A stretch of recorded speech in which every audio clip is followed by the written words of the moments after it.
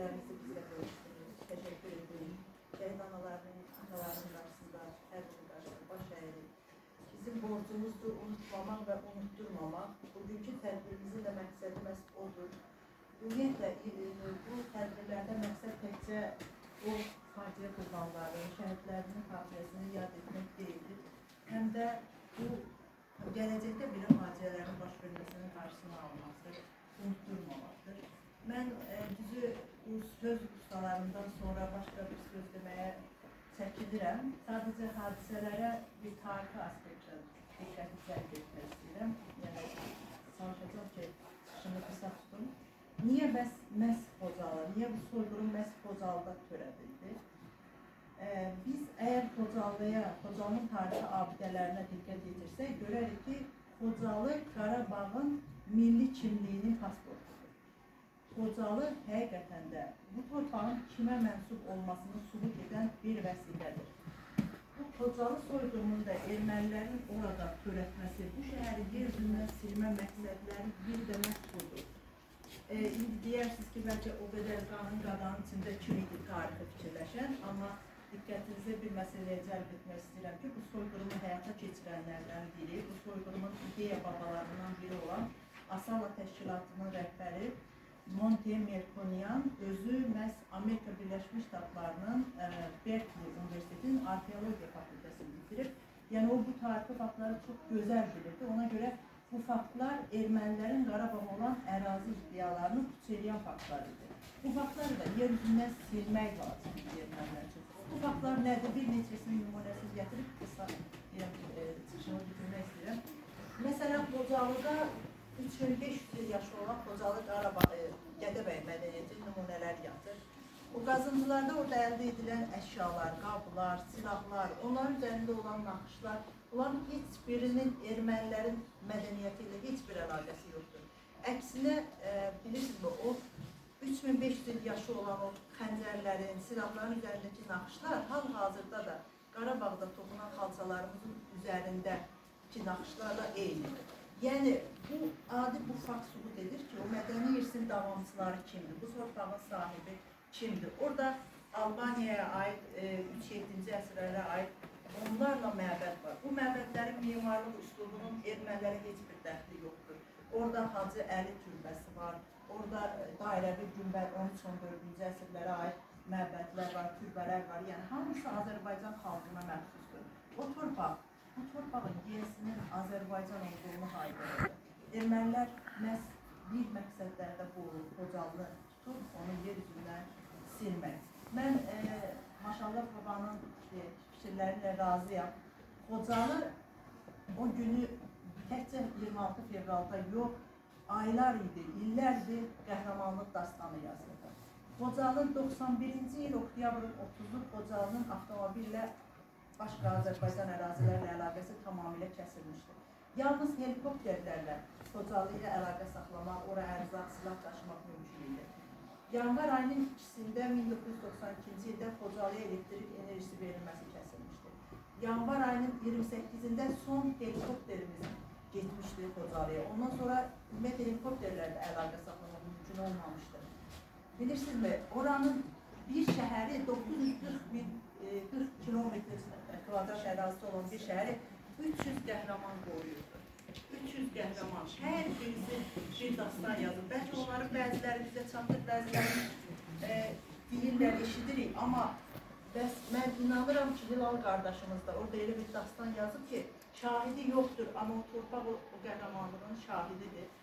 O 300 qəhrəman, bilirsiniz, əlaqə kəsildiyi üçün yanvarın 28-də bir Şuşa səmasında mülki helikopter vuruldu, 40 nəfər şəhid oldu deyən daha təyyarələr də uçmurdu deyə ərzaq gəlmirdi, adi ərzaq və o 300 əskər, bilirsiniz, necə saxlanırdı, insanlar öz evində pişirdiyi yeməyi o əskərlərimizdə paylaşırdı. Hər bir qadını, uşağı, onlar aylarla düşmən əhatəsində qalmışdı. Amma mübarizlikdən dönməmişdilər, sınmamışdılar. 6-cı günə qədər həmin gecə nə yaşandı Xocalıda? Həm qəhrəmanlıq yaşandı, amma həm də faciə yaşandı. Kişilər üçün qəhrəmanlıq idi.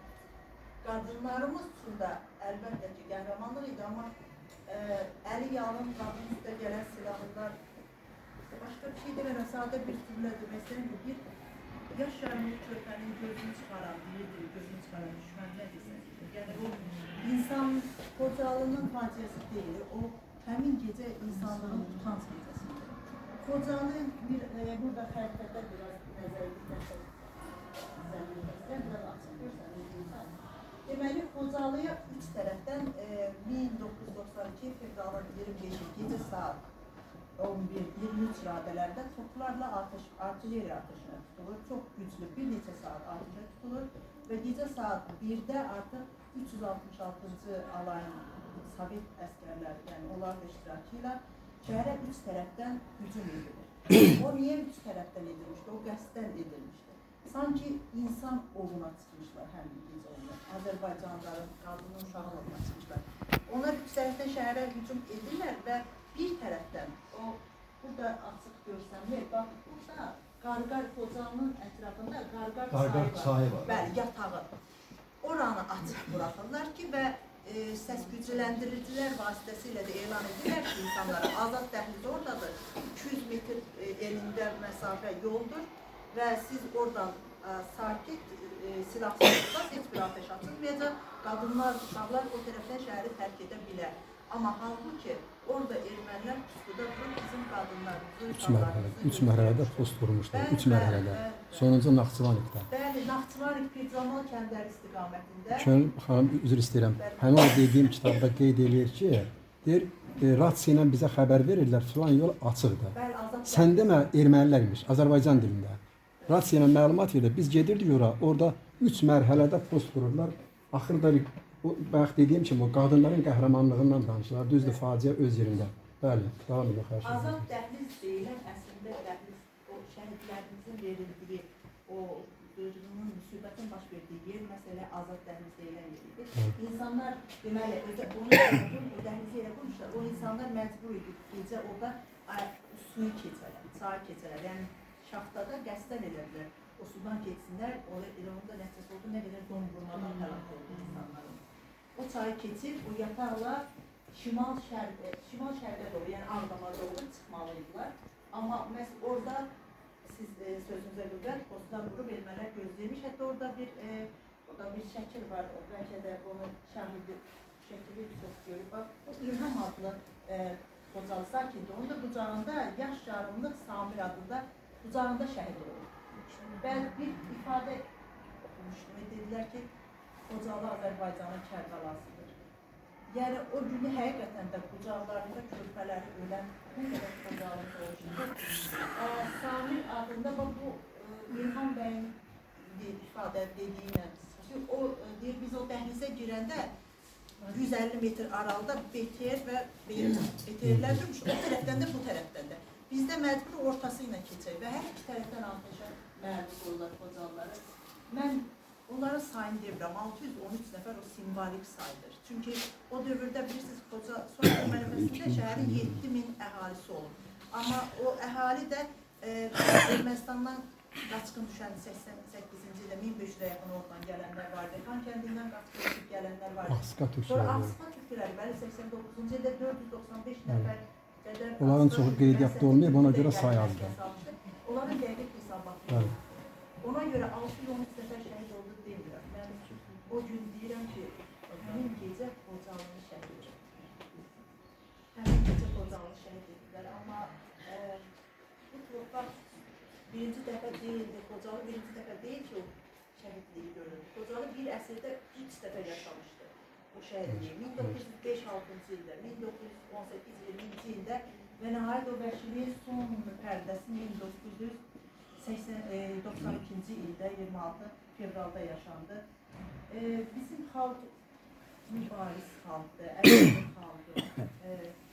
Erməni Serj Sarkisyan öz müsahibəsində deyir ki, o günə qədər elə bilirdilər ki, bizdən zarafat eləmək olar. O gün biz o stereotipi yıxdıq, başa saldıq ki, biz hər şeyi eləyə bilərik sizə qarşı. Amma o stereotipi yıxmadılar. Erməninin bizim xəyalımızdakı o mənzərə dediğimiz simasını yıxmadılar. Biz onu tanıyırıq, sadəcə unuduruq. mən Shakespeare'in məşhur bir ifadəsi var. Deyir, keçmişi unutmaq gələcəyi təhlükə atmaqdır. Biz bəlkə də unudaraq bu faciələri təkrar yaşamışıq. Ona görə də bu tədbirlərin bir daha əhəmiyyətinə diqqəti cəlb edərək demək istəyirəm ki, bu tədbirlərdən məqsəd elə unutdurmamaqdır. Mən əziz şagirdlərimizə üzrlü tutub demək istəyirəm ki, bizim utanılacaq tariximiz yoxdur. Biz mərd babaların övladıyıq. Mən istəmirəm uşaqlarımızın ürəyində nifrət hissi aşılayaq. Biz nifrət hissi aşılamırıq. Biz deyirik ki, biz öz düşmənini acılıqdan zəif düşdüyü üçün döyüşü dayandırıb, onlara yedizdirər, onlara yaralılarına kömək edən Səlcuqun nəvəsiyik. Biz atdı ola-ola, əgər düşmən atı yoxdursa, yerdədirsə ona qılınc qaldırmayan göy türklərin nəvəsiyik. Mən sizin qəlbinizdə həmişə mərdlik, mərhəmət olsun istəyərəm. Nifrət yox, mərd olun, mərhəmətli olun, amma unutmayın. Unutmayın, çünki tarix unudanları bağışlamır.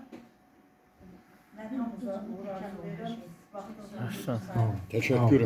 Teşekkür, sağ olun.